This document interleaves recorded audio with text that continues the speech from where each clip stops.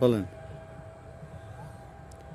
কৃষকের কুমড়া এবং সবজি সম্পর্কে কিছু ধারণা দেন তো ভাই। কৃষকের ধারণা, সবজির ধারণা তো আমরা সবাই জানি। তারপরেও এই শীতের সময় এই একেবারে তরতাজা সবুজ সবজি দেখতে যেমন ভালো লাগে, খেতেও তেমন ভালো লাগে। তো আমরা আসলে গ্রামের এই সবজি যতটা সহজে খেতে পারছি, কিন্তু বাস্তবে এটা ফলন করাতে কৃষকের অনেক পরিশ্রম করতে হয়েছে, যেটা আসলে আমরা শহরে থেকে বুঝতে পারি না।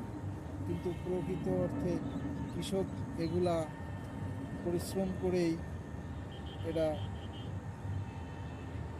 চাষাবাদ করে এবং এই সবজিগুলা উৎপাদন করে।